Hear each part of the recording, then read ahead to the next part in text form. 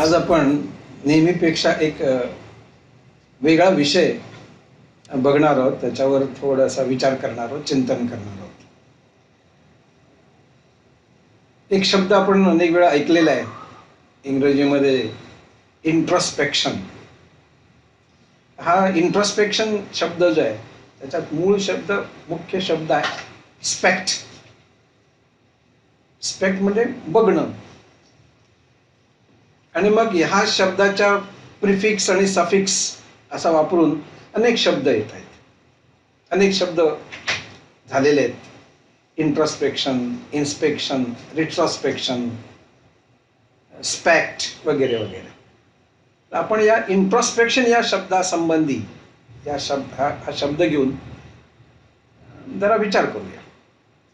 Introspection या शब्दासाठी मराठी जो शब्द आहे तो आत्मपरीक्षण, आत्मनिरीक्षण.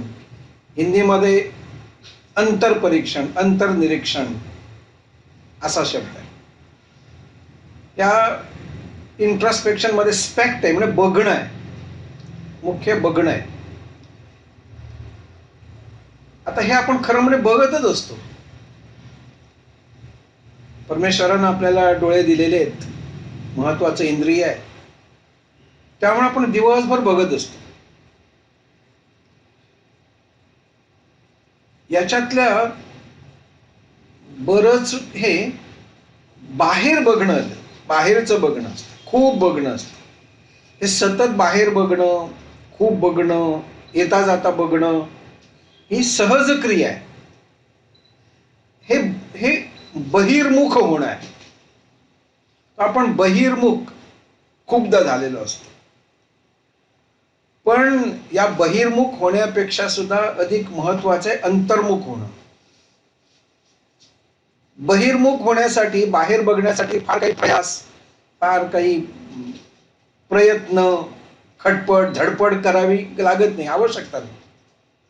पण आत बघण्यासाठी, अंतर्मुख होण्यासाठी जे सहजासहज होत नाही, हे मुद्दाम करावं लागतं, हेतुता करावं लागतं, योजनाबद्ध करावं लागतं. ते कष्ट साध्य आहे, म्हणजे त्याच्यासाठी कष्ट असतात.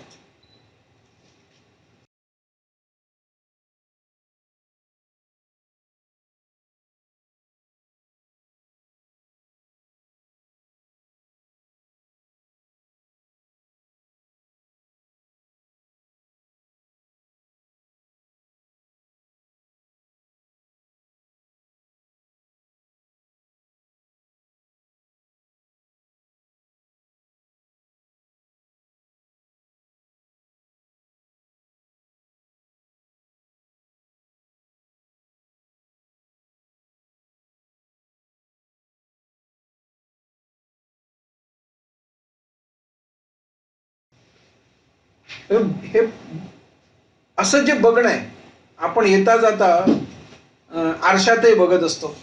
म्हणजे हे काही पुरुषच बघतात असं नाही, म्हणजे बायकाच बघतात असं नाही, पुरुषही बघत असतात. एक गमतीचं एक वाक्य आठवतं, टेक इट लाईटली आणि गैरसमज नको करून घेऊ. तर कोणीतरी असं म्हटलं की women are happy before a glass and men are happy after a glass. गैरसमज करू नका घेऊ किंवा कोणाबद्दल, पुरुषांच्या बद्दल काही मुद्दाम टीका टिप्पणी असं करतोय असं नाही, पण गमतीचा भाग आहे की women are happy before glass, men are happy after the glass. तर पुरुषही आरशामध्ये बघत असतात, आपला चेहरा बघतात, केस बघतात, कपडे बघतात, वारंवार बघतात. हे सहज होतं आणि त्याच्याबद्दल काही ऑब्जेक्शन घेण्याची गरज नाही, बघायला हरकत नाही. पण हे बाहेर बघणं जे आहे सतत इतकं असतं, कधीतरी वेळ काढून आपण आतही बघायला पाहिजे. बाह्य रूपाकडे बघणं म्हणजे आत्मपरीक्षण नाही. इंट्रोस्पेक्शन, आत्मपरीक्षण किंवा आत्मनिरीक्षण म्हणजे स्वतःच्या अंतःकरणामध्ये स्वतःमध्ये डोकावणं, स्वतःमध्ये डोकावणं. इकडचं तिकडचं खूप दिसतं, दुसऱ्यांच्या घरामध्ये खूप डोकावतं, स्वतःच्या अंतःकरणामध्ये डोकावणं जरा कठीण. आणि आपला मनुष्य स्वभावच असा आहे की मराठीतली ती म्हण आपण सगळेजण जाणतो, दुसऱ्यांच्या डोळ्यातलं कुसळ दिसत नाही, मुसळ दिसत नाही. दुसऱ्यांच्या डोळ्यातलं कुसळ दिसतं, आपल्या डोळ्यातलं मुसळ दिसत नाही.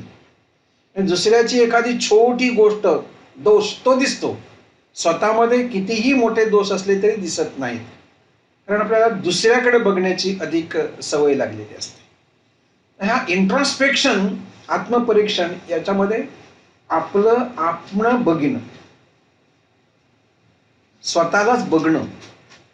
आणि हे बघणं कसं, तर साक्षी भावानं बघणं. जसं आपण दुसऱ्याचं उणं दुणं बघत असतो, दुसऱ्यामध्ये काय दोष आहेत, उणिवा आहेत, हे सतत बघत असतो. तर तसं स्वतःच उणं दुणं बघणं, स्वतःच्याकडेच एका जणू काय आपण एका तिसऱ्या व्यक्तीकडे बघतो अशा पद्धतीने स्वतःकडे बघणं म्हणजे आत्मपरीक्षण, इंट्रॉस्पेक्शन. हे वरवर बघणं झालं. आता त्याच्या अनेक छोटे छोटे छोटे छोटे गोष्टी आहेत आणि पापुद्रे आहेत. एक पासून एक असे पापुद्रे निघत गेले, काढत गेलो की आपण त्याच्यामध्ये खाली खाली खाली खाली आत आत उतरत जाऊ. आत्मपरीक्षण म्हणजे काय बघणं, तर शरीराकडे बघणं असं नाही, कपड्यांकडे बघणं असं नाही. आत बघणं याचा अर्थ आपले विचार, आपल्या भावना, आपला व्यवहार. हा आपला व्यवहार, आपल्या भावना, आपले विचार बघणं म्हणजे नुसतं बघणं नाही. इंग्रजीमध्ये बघण्यासाठी अनेक शब्द आहेत आणि सुरुवात होते to see, to look, to view, to stare, to gaze, to watch, to observe, to perceive and visualize. आता हे सगळे शब्द जर आपण बघितले जरा तर लक्षात असं येते की seeing is different, looking is different, viewing is different, watching is different, observing is different, perceiving is different, visualising is totally different. बघणंच आहे, पण सी आणि व्हिज्युअलाइज या बघण्यामध्ये जमीन अस्मानाचं अंतर आहे. तसं ज्यावेळी आपण म्हणतो की आपल्या विचारांकडे बघणं, भावनांकडे बघणं, व्यवहाराकडे बघणं, हे वरवर बघणं नाही. जसं आजकाल कॉम्प्युटरमध्ये आपण सगळे काम करतो, त्याच्यामध्ये कर्सर असतो, तो कर्सर आपण असा असा हलवत असतो. आणि याच पद्धतीनं असं असं बघणं, त्याला इंग्रजीमध्ये कर्सरी लुक असं म्हटलं. म्हणजे तो त्याने कसं बघितलं, कर्सरी लुक. कर्सरी लुक म्हणजे काय, वरवर जरा बघितलं, खोलात नाही जाऊन बघितलं. आपले आत्मपरीक्षण याचा अर्थ आपले विचार, आपल्या भावना, आपला व्यवहार बघणं नाही, बघण्याच्या पलीकडे जाणं म्हणजे काय, पारखणं, आणखी जरा खोलात जाणं. बघणं हे वरवरचं झालं, पारखणं, माझा व्यवहार कसा आहे, माझ्या भावना कशा आहेत, माझे विचार कसे आहेत, पारखणं. त्याच्याही जरा खोलात गेलं की मग तपासणं आहे, की माझे विचार तपासणं, माझ्या भावना तपासणं, माझा व्यवहार तपासणं. आणि त्याच्याही खाली खोलात गेलं की त्याचं विश्लेषण करणं, ॲनालिसिस करणं, माझ्या भावनांचा, माझ्या विचारांचा, माझ्या व्यवहाराचं एक विश्लेषण करणं. हे बघणं क्रमाक्रमाने हळूहळू हळूहळू आपण त्याच्या खोलामध्ये उतरत असतो. बघणं, पारखणं, तपासणं, विश्लेषण, असं स्वतःच्या व्यवहारांचा, भावनांचा, विचारांचा तपास घेणं, विश्लेषण करणं, हे इंट्रॉस्पेक्शन मध्ये, आत्मपरीक्षणामध्ये हे अपेक्षित आहे. सामान्यपणे आपण इकडे तिकडे खूप बघत असतो. हिंदीमध्ये खूप सुंदर कवितेच्या 7-8 ओळी खूप सुंदर आहेत आणि आपल्या विषयाला धरून आहेत. कवी असं म्हणतो की झांक रहे हैं इधर उधर सब, अपने अंदर झांके कौन. इकडे तिकडे आपण सगळेजण बघतो, झांक रहे हैं इधर उधर सब, अपने अंदर झांके कौन, आपल्या आत कोण बघतोय. ढूंढ रहे हैं दुनिया में कमियां, जगामध्ये जे दोष आहेत, त्रुटी आहेत, उणीवा आहेत, त्या शोधतायत. मगाशी जसं म्हटलं मुसळ आणि कुसळ, तर ढूंढ रहे दुनिया में कमियां, अपने मन को ताके कौन, स्वतःचं मन बघायला वेळ नाही. जगाच्या कमी कमतरता, त्रुटी, उणिवा हे शोधण्यामध्ये सगळं आयुष्य चाललंय. दुनिया सुधरे सब चिल्लाते. सगळ्या लोकांचा एकच आरडाओरडा चाललाय की जग सुधारलं पाहिजे, जग सुधारलं पाहिजे. समाज बिघडलाय, देश बिघडलाय, जग बिघडलाय, माणसं बिघडली, ती सगळी सुधारली पाहिजे. सगळेजण ओरडत आहेत, दुनिया सुधरे सब चिल्लाते, खुद को आज सुधारे कोण. स्वतःला कोण सुधारणार. जगाला सुधारण्यासाठी सगळे आरडाओरडा चालले, स्वतःला कोण सुधारणार. पर उपदेश कुशल बहुतेरे. पर उपदेश म्हणजे दुसऱ्यांना उपदेश करणं, त्याच्यामध्ये आपण सगळेजण कुशल आहोत, एक्सपर्ट आहोत, सगळेजण ॲडवायझर्स, सगळेजण विद्वान. कोणीतरी जगातल्या अनेक देशातल्या लोकांचं वर्णन केलंय, विशेषतः इंग्लंड, जर्मनी आणि भारत. तर त्याच्यामध्ये वर्णन, हे समाज कसे आहेत, हे लोक कसे आहेत, तर त्याने इंग्लंडचं वर्णन केलंय. If there is one Englishman, he is a trader, he is a businessman. If there are two Englishmen, there is East India Company. And if there are three Englishmen, there is an empire. एक British English माणूस असेल तर तो व्यापारी असतो. दोघं English माणसं जर एकत्र आली तर एखादी कंपनी स्थापन करतील, आणि त्याच्यापेक्षा जास्त इंग्रज एकत्र आले तर जगावर राज्य करतील. बस जर्मनीचे उदाहरण वर्णन केले. If there is one German, he is a soldier. एक जर्मन असेल तर तो सैनिक असेल. If there are two Germans, there is a conspiracy. कट कारस्थान काहीतरी चाललं असं समजायला हरकत नाही. And if there are three Germans, there is a world war. आणि भारतातलं आमचंही वर्णन केलंय त्या कवीने. तो म्हणतो की if there is one Indian, he is a philosopher. एक भारतीय असेल तर तो फिलॉसॉफर.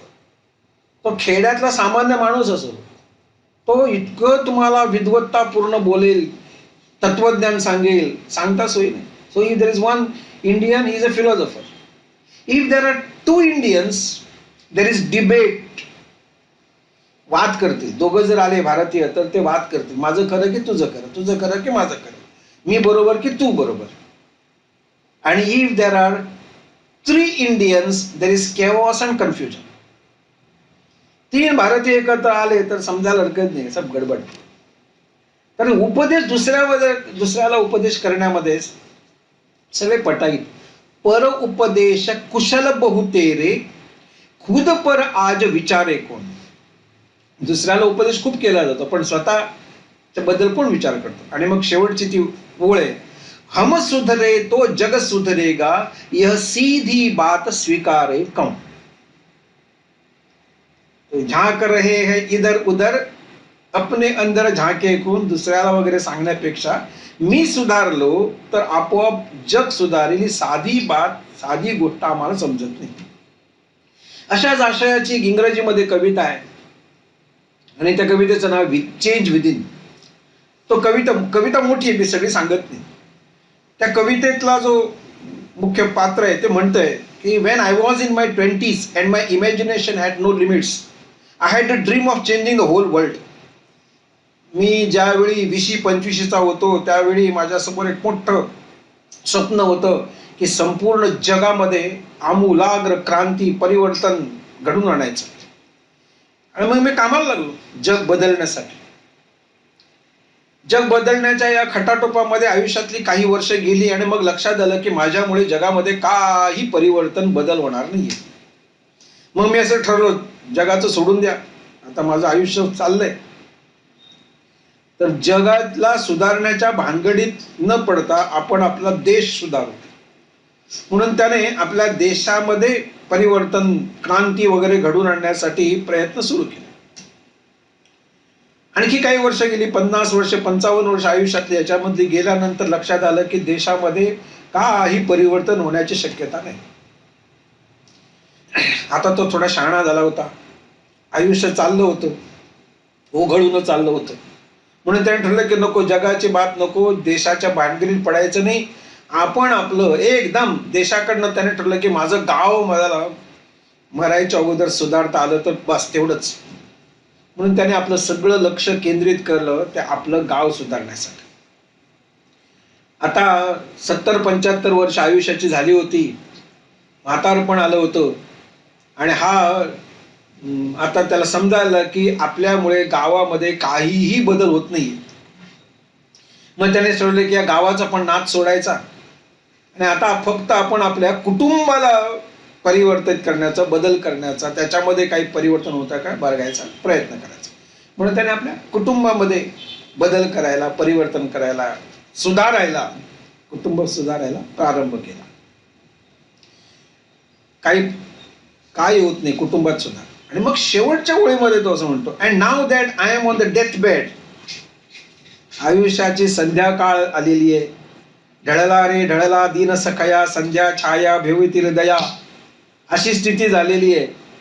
आणि अशा वेळी त्याला असं वाटतं की now that I am on the death bed, त्याच्या मनामध्ये आता मृत्यूशय्येवर असताना विचार येतो, आयुष्याच्या सुरुवातीलाच मी जग बदलण्याच्या नादाला लागलो नसतो, देश बदलण्याच्या नादाला लागलो नसतो, कुटुंब, गाव आणि कुटुंब बदलण्याच्या फंदात जर पडलो नसतो आणि मी स्वतःलाच जर अगोदर सुधारलं असतं तर कदाचित त्याच्यामुळे माझं कुटुंब बदललं असतं आणि पर्यायाने कधीतरी गाव आणि नंतर देश आणि जग बदललं असतं.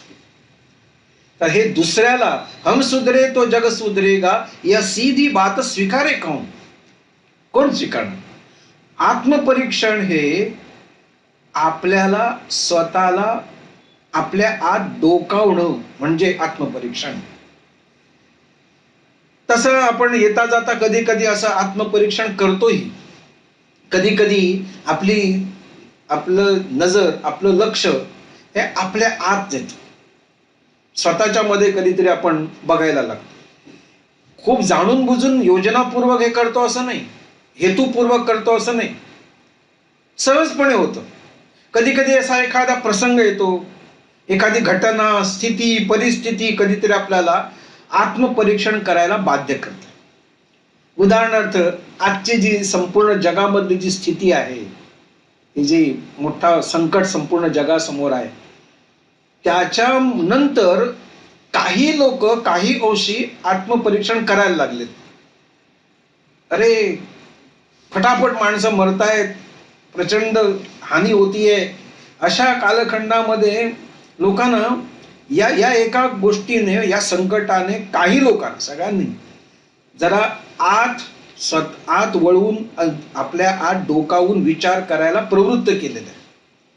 पण हे घटना, प्रसंग, स्थिती, परिस्थिती कधीतरी आपल्याला असं करायला बाध्य करते, आपल्याला असं करायला, आपण ते करायला लागतो. दिल्लीला अनेक प्रकारची जी संग्रहालय आहेत, त्याच्यामध्ये एक संग्रहालय आहे, त्याचं नाव आहे national museum of natural history. त्या संग्रहालयामध्ये काय आहे तर या पृथ्वीवर, या जगामध्ये अगदी पूर्वीच्या काळापासून, जुन्या काळामध्ये, प्राचीन काळामध्ये, आदिम काळामध्ये झाडं कसली होती, झुडपं कसली होती, फुलं, प्राणी, पक्षी कोणकोणत्या प्रकारचे होते आणि आता ते नाही आहेत, त्याचे सगळ्याचे स्पेसीज, सॅम्पल्स तिथे त्याचं ते प्रदर्शन आहे. तिथून त्या एका गॅलरीमधून दुसऱ्या गॅलरीमध्ये जात असताना लक्षात येतं की काय होतं, डायव्हर्सिटी, बायोडायव्हर्सिटी किती होती, किती प्रकारची प्राणी, किती प्रकारचे पक्षी, किती प्रकारचे विविध जीव, किती प्रकारची वनस्पती, हे सगळं होतं. आणि आज बरंच त्याच्यातलं नाहीसं झालेलं आहे. असा एक खंत मनात जाळवते, अरे रे हे सगळं आपण गमावून बसलोय. आणि ह्या गॅलरीमधून फिरत असताना एकदा ज्यावेळी आम्ही काही मंडळी त्या ठिकाणी गेलो होतो, सगळ्या गॅलरीज बघितल्या आणि मग तिथून बाहेर पडत होतो, तर बाहेर पडण्याचा जो दरवाजा होता, एक्झिट, तिथं सुद्धा काहीतरी लावलं होतं. लोक तिथं येऊन सुद्धा काहीतरी आहे म्हणून बघत होते. प्रत्येक जण तिथं येऊन बघत होता. आम्ही त्या ठिकाणी आलो आणि आम्ही सुद्धा बघायला लागलो, इथं सुद्धा काहीतरी असेल म्हणून. आणि जे बघितलं ते बघितल्यानंतर स्तब्ध झालो, ते बघितल्यानंतर गंभीर झालो, ते बघितल्यानंतर लक्षात आलं फार मोठी चूक आणि हे कोण जबाबदारी लक्षात आली. तर तिथे काय होतं, हे तिथं लिहिलं होतं, and now you see the animal which is responsible for all this destruction. आता तुम्ही जे सगळं बघून आलात, असे पक्षी होते, असे प्राणी होते, वनस्पती होते, आणि आता ते सगळं नष्ट झालेलं आहे. ही जी तुम्हाला रुखरुख लागलेली आहे, हे आता सगळं आपण गमावलेलं आहे, हे सगळं नष्ट झालेलं आहे. ही जी तुम्हाला खंत, दुःख, रुखरुख लागलेली आहे, हे सगळं कुणामुळे झालं? And now you see the animal which is responsible for all this destruction. आणि तिथे का आहे नव्हतं, तिथे एक मोठा फुल आकाराचा आरसा होता. देयर वॉज अ मिरर, आणि त्याच्यात लिहिलं होतं, now you see the animal which is responsible for all this destruction. तिथं येणारा प्रत्येक जण उभा राहत होता, काहीतरी आहे म्हणून बघत, आणि तो वाचत होता, आणि त्याला दिसत होतं तो प्राणी ज्यानं हे सगळं नष्ट केलेलं आहे.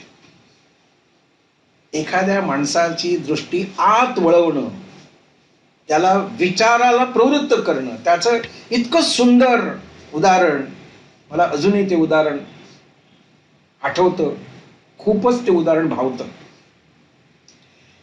तर असं ऍक्सिडेंटल, अचानक, योजना नाही केलेली, पण असे प्रसंग होतात, अशा घटना घडतात, अशी स्थिती निर्माण होते, ज्याच्यामुळे कधीतरी आपण नकळतपणे आत डोकवायला लागतो, बघायला लागतो, विचार करायला लागतो, गंभीर होतो. आपला व्यवहार, आपले विचार हे बघायला लागतो, तपासायला लागतो, पारखायला लागतो, आणि त्याचं विश्लेषण करायला लागतो. पण हे असं अचानक आणि न होता हे सहजपणे होईल का? असं ठरवून, नियमित, वेळोवेळी आत्मपरीक्षण करण्याची सवय हवी, आत्मपरीक्षण करण्याचा स्वभाव हवा, आत्मपरीक्षणासाठीचा अभ्यास हवा. आता प्रश्न पडेल एखाद्याला, आत्मपरीक्षण समजा केलं नाही, काय बिघडणार आहे? काय बिघडणार आहे? माझं आयुष्य जसं चाललंय तसं चालणार आहे. पण आत्मपरीक्षण केलं तर काय होईल, आणि कशासाठी करायचं? पहिली गोष्ट आहे की आपण कोणीच परफेक्ट नाही, आपण कोणीच परफेक्ट नाही. आत्मपरीक्षण केल्यामुळे आपल्याला हळूहळू परफेक्शनच्या दिशेने जायला थोडी मदत होते. हे दुसऱ्यासाठी नाहीये. हे आत्मपरीक्षण केल्यामुळे माझे सुपेरियर्स, माझे बॉस, त्यांच्यावर उपकार मी करतो, आई वडिलांच्यावर उपकार करतो, किंवा आणखी कोणाच्यावर उपकार करतो असं नाही. हे मी माझ्यासाठी करायचं, कारण हे जर मी केलं तर मी हळूहळू आज आहे त्याच्यापेक्षा थोडासा आणखी चांगला, आणखी चांगला, आणखी चांगला. जसं ते good, better, best, do not rest till good becomes better and better becomes best, हे आपण बघितलं होतं. तसं आत्मपरीक्षण is to better myself, मला अधिक चांगलं करण्यासाठी, चांगलं बनवण्यासाठी. दिस इज अ टूल, हे एक साधन आहे. उपयोग करायचे की नाही की ते प्रत्येकाने ठरवायचं. आपलं व्यक्तिमत्व, आपली कार्यक्षमता, आपली कार्यशैली ही अधिक चांगली करावी याच्यासाठी. जगामध्ये सध्या 2 प्रकारच्या शर्यती लागलेल्या आहेत. धावण्याच्या शर्यती आहेत दोन्ही प्रकारच्या. पण त्या 2 शर्यतीमध्ये फरक काय? पहिली शर्यत आहे ती मीला मजबूत करणारी शर्यत आहे, मी, इगो मजबूत करणारी शर्यत. आणि दुसरी शर्यत आहे ती मीला विसर्जित करणारी शर्यत आहे. आपल्याला ठरवायचं आहे की आपण कुठल्या शर्यतीमध्ये असणार. मीला मजबूत करणं म्हणजे व्यक्तिमत्व म्हणून मजबूत केलं पाहिजे, पण अहंकार म्हणून स्वतःला मजबूत याच्यातनं करायचा आपला इच्छा असता कामा नये, किंवा तो हेतू असता कामा नये. त्या दृष्टीने मी हा विसर्जित व्हायला पाहिजे. अशा 2 शर्यती.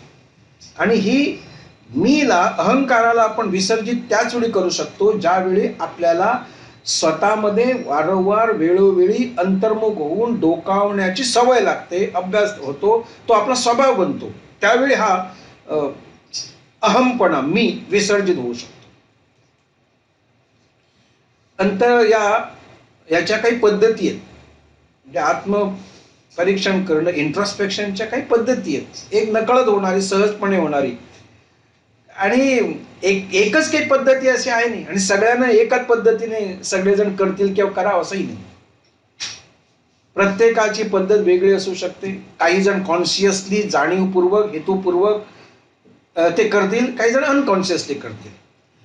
पण आज या मॅनेजमेंटच्या युगामध्ये अशा अनेक प्रकारची काय म्हणायची टूल्स, अनेक प्रकारची साधनं आज विकसित होत आहेत, त्याचा वापर केला जातो. एक जे साधन आहे जे आत्मपरीक्षण करण्यासाठी उपयुक्त आहे, एक टूल म्हणून, साधन म्हणून, ते आपण मागे बघितलं होते आहे, ती पद्धती आहे स्वॉट एनालिसिस, SWOT. तर स्वतःचं विश्लेषण करण्याची पद्धती, आत्मविश्लेषण. तर या स्वॉट मध्ये काय असतं, त्याचे SWOT म्हणजे strength, weakness, opportunity and threats. तर माझ्या व्यक्तिमत्वाच्या मजबूत बाजू, अंग कुठली आहेत, माझ्या व्यक्तिमत्वातली किंवा माझ्या स्वभावातली वीक पॉइंट्स कुठले आहेत, मर्मस्थानं कुठले आहेत, कमजोर बाजू कुठल्या आहेत, मला उपलब्ध असणाऱ्या संधी कुठल्या आहेत, आणि मी काम करत असताना कुठल्या प्रकारचे धोके निर्माण होऊ शकतात. हे आज मॅनेजमेंटच्या या युगामध्ये मोठमोठ्या कंपन्यांच्या मध्ये कंपनी म्हणून आपलं स्वॉट अनालिसिस करते आणि आपल्या कर्मचाऱ्यांना, आपलं त्यांचं जे ह्युमन रिसोर्सेस असतात त्यांना सुद्धा इंडिव्हिज्युअली स्वॉट अनालिसिस करायला ते प्रेरित करतात, प्रोत्साहित करतात, त्याच्यासाठी संधी देत असतात. ही एक तयार केलेली म्हणजे विकसित झालेली पद्धत आहे. काही जण नकळत करतात. एक गार्डनर होता, माळी होता, एका घरामध्ये, कुटुंबामध्ये तो काम करायचा. तो आपलं काम खूप चांगलं करायचा, मन लावून करायचा, प्रामाणिकपणे करायचा, निष्ठेने करायचा. पण त्याला कधीतरी असं वाटलं की मी खरंच काम कसं करतो आणि माझ्या मालकाला माझ्या कामाबद्दल काय वाटतं, whether this people are also happy or not, satisfied with me or not, हे जाणून घेण्याची त्याच्या मनामध्ये एक उत्सुकता निर्माण होते. आणि म्हणून तो बाहेर जातो. त्या काळामध्ये मोबाईल वगैरे असे नव्हते, आणि तो पब्लिक जो फोन असतो त्याच्यावरनं आपल्या ज्याच्या घरामध्ये तो काम करतो त्या मालकाला आपल्या फोन करतो आणि त्याला असं म्हणतो की मी असं एक माळी आहे, उत्तम माळ्याचं काम करतो, मला खूप अनुभव आले आहे, तर तुमच्याकडे मला काही काम मिळेल का, तुम्ही मला कामाला ठेवाल का. तर त्यात तो मालक पलीकडनं सांगतो नाही नाही, आमच्याकडे ऑलरेडी एक माळी आहे आणि तो चांगलं काम करतो, त्याला आम्हाला सोडायचं नाही. हा परत परत सांगतो की मी तुमचं हे काम करीन, माळी कामाच्या बरोबरीनं, बागेचं काम करण्याच्या बरोबरीनं मी आणखी हे काम करेन, ते काम करेन, ते काम करेन. तो पलीकडचा माणूस मालक सांगतो नाही आम्हाला काही नकोय. ज्या टेलिफोनच्या बूथवरनं हे सगळं तो बोलत असतो, तिथला जो टेलिफोन बूथचा जो मालक असतो तो त्याचं बोलणं झालं होतं, फोन ठेवतो आणि मग तो मालक याला म्हणतो अरे तुला बेकार आहेस का, तुला काय नाही मिळत नाही का, कुठे काम नाही का तुला. तर तो माळी म्हणतो नाही नाही नाही, ज्याला मी फोन आता केला ना त्याच्या घरी मी काम करतो. आता मी जो फोन केला तो कोणाला केला, की ज्याच्या घरी मी माळी म्हणून काम करतो त्यालाच फोन केला. मग याला आश्चर्य वाटतं, मग तू परत कशाला विचार, तुला त्याने काढून टाकलंय का वगैरे. नाही म्हणून. मग का तू विचार, त्यालाच का विचारलं. तर त्या माळ्यानं दिलेलं उत्तर आहे. तो असं म्हणतो की मी माझं काम समाधानपूर्वक करतोय, निष्ठेने करतोय, पण मला बघायचं होतं, समजून घ्यायचं होतं की माझ्या मालकाची माझ्याबद्दल किती विश्वास आहे, हे मला जरा बघायचं होतं, हे मला हे तपासणं आहे. पाहावे आपुलेची आपणासे आपुले, स्वतःला बघायचं काय असेल बघा. आणि अशा प्रकारची कामाच्या बद्दल निष्ठा असणारी मंडळी आजही आहे. एखादा त्याला काही आत्मपरीक्षण वगैरे, मोठे मोठे इंट्रोस्पेक्शन शब्द वगैरे त्या माळ्याला माहित नाहीत, पण त्याला असं वाटलं की स्वतःला एकदा, स्वतःबद्दल, आपल्याबद्दल, आपल्या मालकाला काय वाटतं ते एकदा बघायला पाहिजे. मी खरंच am I satisfying my owner, माझ्या मालकाला मी खरंच संतुष्ट करतो का, समाधानपूर्वक त्याचं काम करतो का, त्याची पावती, सर्टिफिकेट एका अर्थाने. मग हे आत्मपरीक्षण दोन्ही काय म्हणू आपण, formal, non formal, consciously, unconsciously असं चाललेलं आहे. तर काही प्रश्न, हे आत्मपरीक्षण कोणी करायचं, का करायचं, केव्हा करायचं, कसं करायचं. आत्मपरीक्षण याचा अर्थ मीच माझं परीक्षण करणार, दुसरा नाही. आताचे दिवस असे दुसऱ्यानं परीक्षण करायचं. म्हणजे हे अगदी लहानपणापासून सवय लागायला पाहिजे की स्वतःचं स्वतः मूल्यांकन करायचं, स्वतःला बघायचं. मार्क दुसऱ्यानं देणं, दुसऱ्यानं पास किंवा नापास ठरवणं, याच्यापेक्षा सुद्धा मीच माझं परीक्षण करणं, स्वतः बघणं स्वतःला. या इंट्रोस्पेक्शनचे काही फॅसेट्स आहेत. उदाहरणार्थ आणखी काही शब्द याच्या जोडीनं येतात, इंट्रोस्पेक्शनच्या जवळ असणारे शब्द आहेत. तर रिफ्लेक्शन आहे, कॉन्टेम्प्लेशन आहे, मेडिटेशन आहे. हे इंट्रोस्पेक्शनच्या जोडीनं येणारे असे शब्द आहेत. याच्यामध्ये हार्ड अँड फास्ट असं वॉटर टाईट कंपार्टमेंट नाही करता येणार. ज्यावेळी आपण स्वतःला बघत असतो, प्रश्न विचारत असतो, एनालिसिस करत असतो, it is a sort of reflection. This is also contemplation. आणि हे ज्यावेळी एका वेगळ्या पातळीवर जातं त्याचवेळी त्याला मेडिटेशन म्हणतो. ती समाधी अवस्था असते, ती ध्यान अवस्था असते. हे इंट्रोस्पेक्शन, आत्मपरीक्षण कधी कधी हॅबिच्युअल असतं, एक्सटेन्सिव्ह असतं, इंटेन्सिव्ह असतं. आपली एक स्वतःची प्रश्नावली आपण तयार करू शकतो. मीच माझ्यासाठी काही प्रश्नांची एक प्रश्नावली तयार केली, क्वेश्चनेअर. आणि हे प्रश्न मी जर दुसऱ्यासाठी नाही, अशा काही 10-12 प्रश्नांची एक मी जर प्रश्नावली तयार केली आणि अधूनमधून मी स्वतःच जर ते प्रश्न स्वतःला विचारायला लागलो तर खूप व्यवस्थितपणे, नेटकेपणाने आपण आपलं मूल्यांकन आणि आपलं आत्मपरीक्षण करू शकतो. आत्मपरीक्षण हे काही प्रॉडक्ट नाही, ती एक प्रोसेस आहे, प्रोसिजर आहे, पद्धती आहे. शेवट त्याच्यामध्ये नाही. मग या आत्मपरीक्षणासाठी काय लागतं? पहिली गोष्ट आवश्यक आहे, त्याच्यामध्ये शांत वातावरण. आणि शांतता म्हणजे दोन्ही प्रकारची शांतता असेल तर उत्तमच. आतली शांतता आणि बाहेरची शांतता.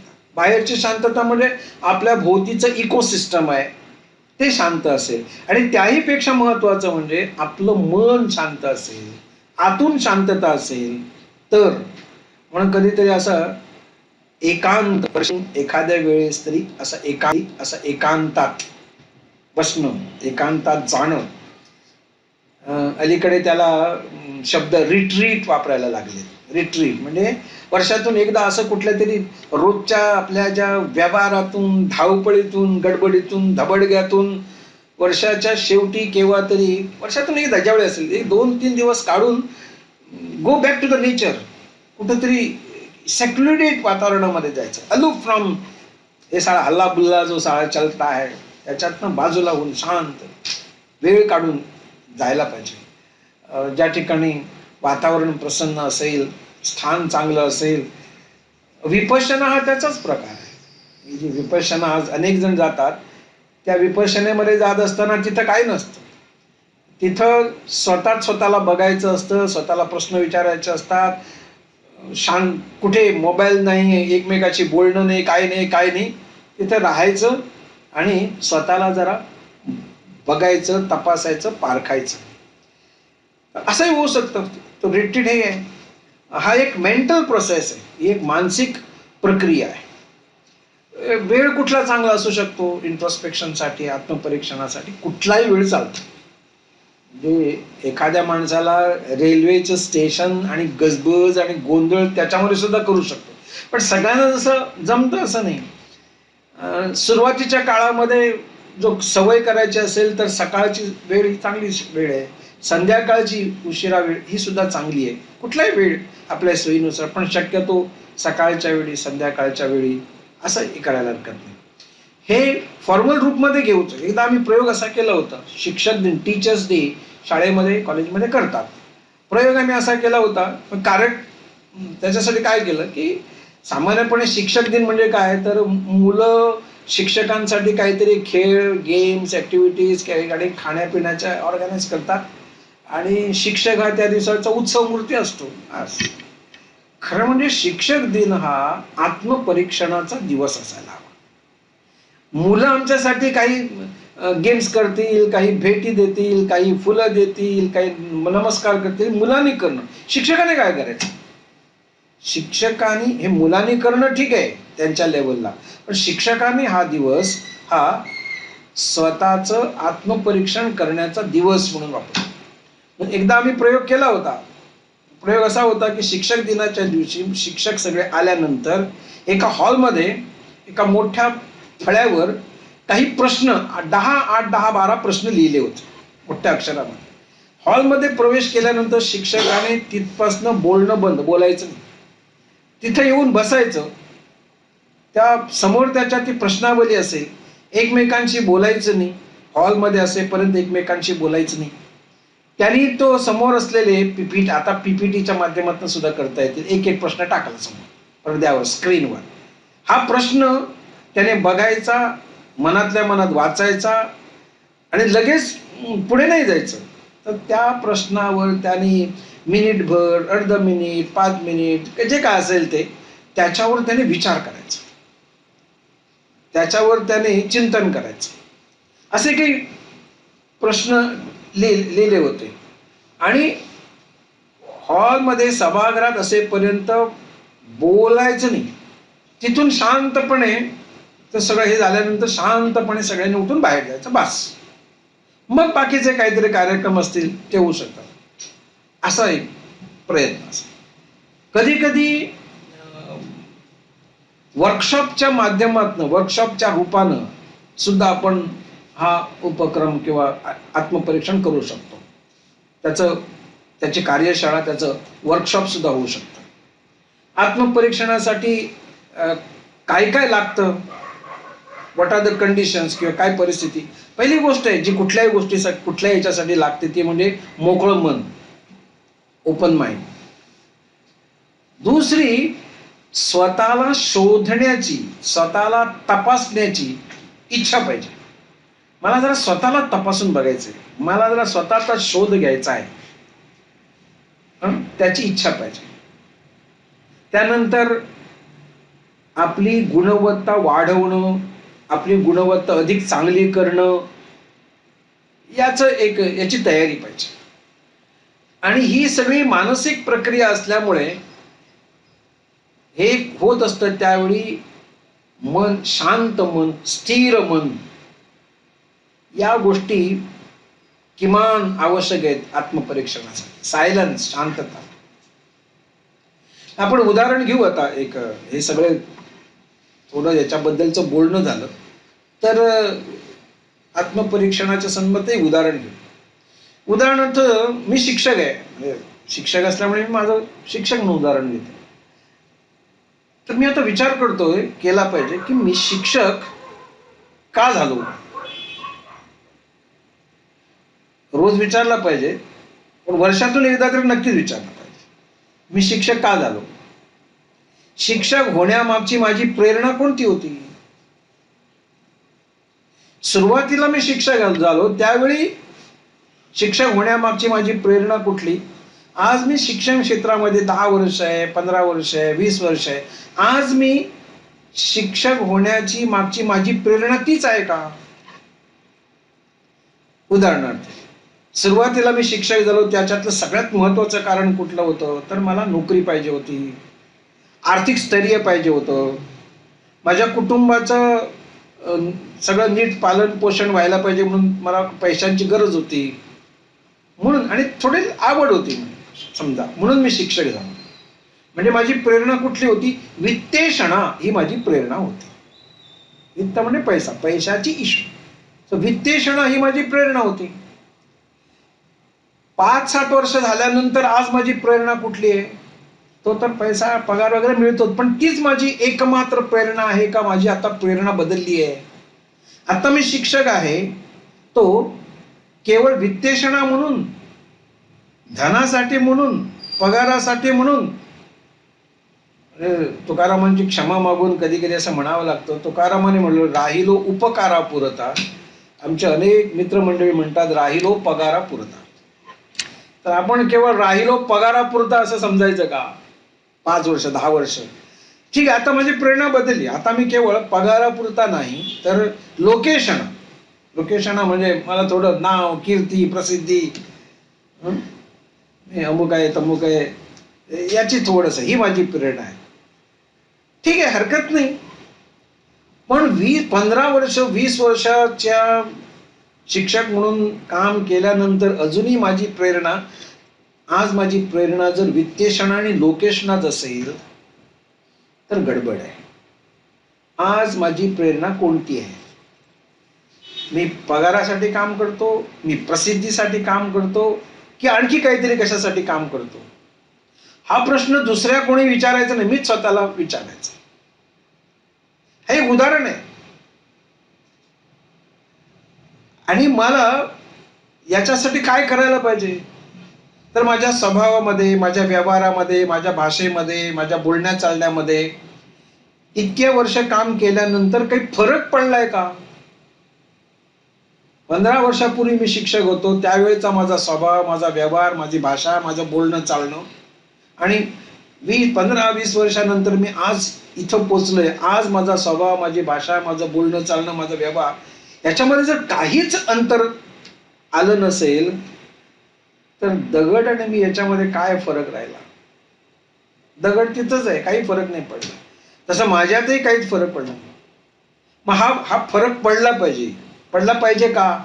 त्याचं उत्तर जर आपल्याला मनातल्या मनात येत असेल की नाही, आज माझ्या स्वभावामध्ये, व्यवहारामध्ये, भाषेमध्ये, बोलण्या चालण्यामध्ये, अभ्यासामध्ये बदल व्हायला पाहिजे, माझ्या प्रेरणा आज बदलल्या पाहिजे, मग मला अध्ययन अधिक केलं पाहिजे, मला अभ्यास अधिक केला पाहिजे, मला अनेक गोष्टी मला स्वतःसाठी करायला पाहिजेत, मला स्वतःमध्ये परिवर्तन केलं पाहिजे, बदल केला पाहिजे. अशी हे उदाहरण आहे. तर अशा पद्धतीनं एकदा जर हा माझा आत्मपरीक्षण करणं हा जर माझा स्वभाव झाला, स्थायी भाव झाला, सवय झाली, तर मग हा it becomes a regular process. मग त्याच्यासाठी वर्षातून एकदाच नाही, मग मी रोजच करेन. दिवसभरामध्ये मी आज संध्याकाळी दिवसभराचे माझे व्यवहार, माझं बोलणं, मी कुणाला काय म्हटलं वगैरे, आज सकाळी काल एका दिल्लीच्या व्यक्तीशी माझं बोलणं झालं, फोनवर बोलणं बराच वेळ चाललं होतं. आज सकाळी त्यांचा परत फोन आला आणि ते म्हणाले की काल मी तुझ्याशी बोललो पण नंतर मला रात्रभर झोप नाही आली. म्हणलं का? तर मला असं वाटलं तुमचे बोलल्यानंतर की कदाचित माझ्या बोलण्यामुळे तुम्हाला थोडासा काहीतरी वाईट वाटलं असेल, तुमच्या याला मनाला थोड्याशा वेदना झाल्या असतील. म्हटलं असं काय नाही, पण हे एखादा व्यक्ती, एखादा कार्यकर्ता असं ज्यावेळी मी म्हटलं you are become too much sensitive. पण ही सेन्सिटिव्हिटी आवश्यक आहे. आपण काल बोललो, गेला, त्याला काय वाटलं ते वाटतं असं नाही. मी काल बोललो याचे परिणाम काय होतील आणि मी जे बोललो ते कितपत ठीक होतं, योग्य होतं, चुकीचं होतं, त्याचा परिणाम काय होणार, याची कुठेतरी एक बोच, खंत अशी असणं ही खूप मोठी उपलब्धी आहे.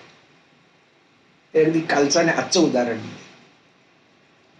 हा ज्यावेळी सतत आपण बघत असतो त्यावेळी हळूहळू दिवसाच्या शेवटी अंथरुणाला पाठ टेकवताना आज दिवसभरामध्ये माझा व्यवहार, माझी भाषा, माझं बोलणं चालणं, इतरांशी आलेले सगळे संबंध हे माझे कसे होते, त्याच्यातनं मी असं करत राहिलो तर आपण रोज एक पाऊल पुढे जाऊ, रोज एक पाऊल पुढे जाऊ. असं रोज एक पाऊल पुढे जाण्याची प्रेरणा मला ईश्वराने देऊ अशी प्रार्थना करून त्या ठिकाणी आज आपण थांबू.